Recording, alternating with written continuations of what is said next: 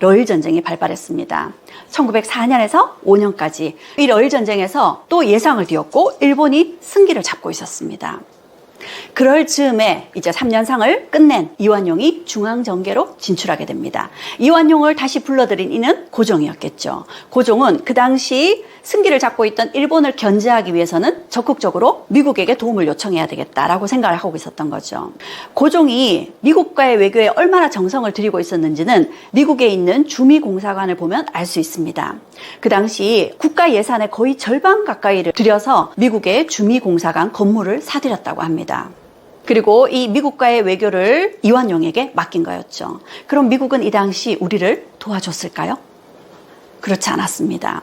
미국은 이 시기 남북전쟁 이후에 다른 나라의 외교에는 크게 관여치 않는다는 정책을 쓰고 있었고, 이 당시 미국은 태평양에 있는 필리핀을 스페인과의 전쟁에서 할양받고 난 이후 이 필리핀을 점유하는데 관심이 쏠려 있었죠. 그리고 이 태평양에 러시아가 진출하지 못하도록 러시아를 견제하고 있었던 겁니다. 그러니 미국은 누구를 밀어줄까요? 일본을 밀어줬던 거죠. 그래서 미국은 일본과 몰래 가스라 테프트 밀약을 체결해뒀던 겁니다. 미국이 필리핀을 차지하는 것을 일본이 눈감아주기로 하고, 일본이 조선을 차지하는 것을 미국이 눈감아주기로 했던 거죠. 이러한 사실을 우리는 전혀 몰랐습니다. 시간이 훨씬 지나고 나서야 이런 밀약이 체결된 걸 알게 된 거죠. 이렇게 일본은 미국을 등에 업고 영국을 등에 업고 러일 전쟁에서 승리를 거둡니다. 러일 전쟁에서 승리를 거두게 되면서 러시아와 일본은 미국의 루스벨트 대통령의 중재를 받아서 포츠머스 강화 조약을 체결합니다. 포츠머스 강화 조약의 가장 주된 내용은 한국에 있어서 일본의 우월권을 인정한다는 거였습니다. 한국 문제에 있어서 러시아는 손을 떼겠다는 것이었죠. 이 일을 겪으면서 이완용은 큰 충격에 빠졌습니다. 자신이 중요하게 생각했던 미국과의 외교가 제대로 성사되지 못했죠. 어떻게 보면 미국으로부터 버림받았다라는 생각이 들 것이고요. 또 한편으로 지금 극동 지역의 주도권은 일본이 장악했다라는 것이었습니다. 자신의 노선이 이제는 바뀌어야 되겠다라고 생각을 한 거죠. 이완용은 일본은 한국 문제 때문에 2번이나 큰 전쟁을 치러 이제는 러시아까지 격파했으니 한국에 대해 무엇인들 못하겠는가. 그런데도 일본 천황과 정부가 타협적으로 일을 처리하려고 하니 우리 정부도 일본의 요구에 응하는 것이 마땅하다, 이렇게 생각을 했다고 합니다. 그러면서 그때부터 이완용은 친미파에서 친일파로 갈아타게 되겠죠. 이제부터는 이완용의 친일 행적들이 이어지게 될 겁니다. 1905년 이토 히로부미는 고종을 협박했습니다. 동양 평화를 영구히 유지하기 위해서는 항상 화근이 되는 한국의 대외관계를 일본이 맡는 것이 불가피하다. 일본의 목적은 오직 동양 평화와 한국 황실의 안녕과 존엄 유지에 있을 뿐 다른 뜻은 없으며, 내정은 자치로 맡기니 황제 폐하께서는 계속 한국을 다스릴 수 있습니다 하고 외교권을 넘기라고 고종을 압박하게 되죠. 고종은 이런 압박에 못 이겨서 신하들에게 이 문제를 맡기게 됩니다. 당시 조선 조정 대신들은 이 문제에 적극적으로 찬성하지 않았지만 이토 히로부미가 나타나자 길을 펴지 못하고 조선을 위한 주장을 제대로 펼치지 못하게 됩니다. 다들 머뭇머뭇하고 있던 차에 이완용이 이렇게 이야기를 합니다. 국력이 약한 우리가 일본의 요구를 거절할 수 없을진데 더 이상 감정이 충돌하기 전에 일본의 제의를 수렴하는 것이 좋다고 생각합니다. 이완용이 이렇게 이야기를 하자 주변에 있는 대신들도 이완용의 말에 동조하게 되죠. 이런 이완용의 주장에 이토 히로부미는 이완용을 다시 보게 됩니다. 나는 비로소 이완용이 탁경과 용기를 갖춘 비범한 인물임을 알게 되었다.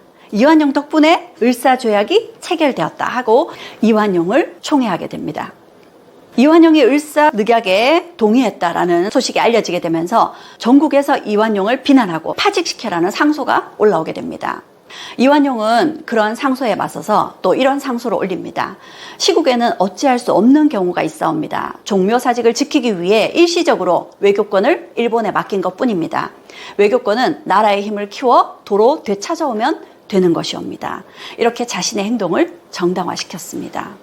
하지만 외교권을 빼앗기고 난 이후 고종은 가만히 있을 수 없었죠. 1907년 네덜란드 헤이그에 만국평화회의가 열린다는 소식을 듣고 거기에 헤이그 특사를 파견했습니다. 하지만 이들은 만국평화회의장에 들어갈 수 없었죠.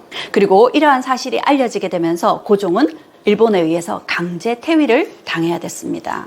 고종이 강제 퇴위를 당하고 순종이 즉위하고 얼마 후 일본은 다시 우리에게 정미조약을 강요합니다. 정미조약은 한국 정부가 시정 개선에 관하여 통감의 지도를 받을 것이다. 행정과 관련된 모든 문제에 일본 통감의 간섭을 받도록 정미조약이 체결되었습니다. 이 정미조약 체결을 이끈 이도 이완용이었죠. 그리고 일본은 급기야 우리 군대를 해산시켰습니다. 일본의 군대 해산에 맞서서 그 당시 대대장이었던 박승환은 자결로서 일본에 항거합니다. 박승환의 자결에 많은 군인들이 또 일본에 맞서 싸우게 됐죠. 살아남은 군인들은 그 당시 전국에 흩어져 있던 의병들과 합세하게 됩니다. 그래서 이때 의병을 정미의병이라고 하죠. 의병이라는 사람들은 제대로 된 훈련도 받지 않은 채 스스로 일어난 사람들입니다. 그런데 군인들이 합세하게 되면서 정미의병은 그 힘이 더욱더 강력해지게 된 거죠. 거세게 의병이 일어섰습니다.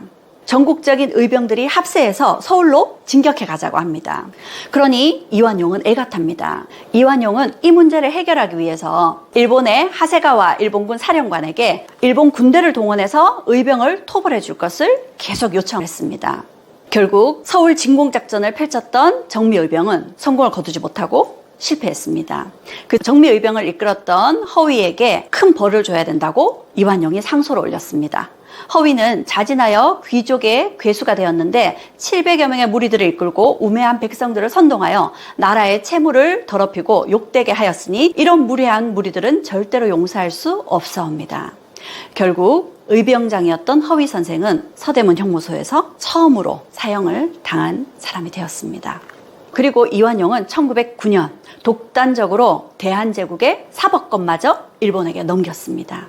이를 기유각사라고 합니다. 그리고 그 다음 해 1910년 우리는 국권을 완전히 빼앗기게 됐죠.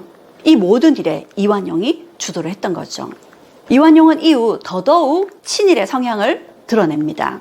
경성에 별궁을 건립하여 봄, 여름 좋을 때에 천황폐하께서 침입하시게 되면 천황의 적자로서 똑같이 본다고 하는 것을 조선 신민이 깨달아 감격할 것입니다. 그렇게 한 연후에야 조선 통치의 효과를 빠르게 거둘 수 있으실 겁니다. 하고 우리나라에 일본 천황의 별궁을 만들자고 합니다. 그러면서 창덕궁에 있는 순종에게 덕수궁으로 옮겨가면 어떻겠습니까? 이렇게 제안을 했다고 합니다. 왜 창덕궁에 있는 순종을 덕수궁으로 옮기라고 했을까요? 그 창덕궁을 어쩌면 천황의 별궁으로 만들고자 한 것이 아닐까요? 이처럼 일본에게 충성을 바치고 있는 이완용의 모습입니다. 이완용은 초대 통감으로 왔던 이토 히로부미가 1909년 다시 일본으로 돌아갈 때 그를 위해서 이런 시를 지었다고 합니다. 일본과 조선이 한 집을 이루니 천하가 봄이로다. 이러니 이토 히로부미가 어찌 이완용을 이뻐하지 않을 수 있었을까요? 이 시가 나중에 비석으로 새겨지게 됩니다. 그런데 이 비석이 세워진 곳이 고종이 승하하신 덕수궁 함령정 뒷뜰이었다고 하죠. 1909년 이토 히로부미가 안중근에 의해서 죽임을 당했습니다. 안중근의 의거에 이완용은 불같이 화를 냈다고 합니다. 그리고 직접 이토 히로부미의 시신을 수습하기 위해서 하얼빈으로 달려갔는데요. 그러면서 늘 이완용은 이토 히로부미에 대해서 이렇게 이야기를 했다 합니다. 이토공은 나의 스승이다. 이런 이완용을 가만두고 볼 수 없었습니다. 이완용을 암살하겠다고 이재명 의사가 의거를 일으켰습니다.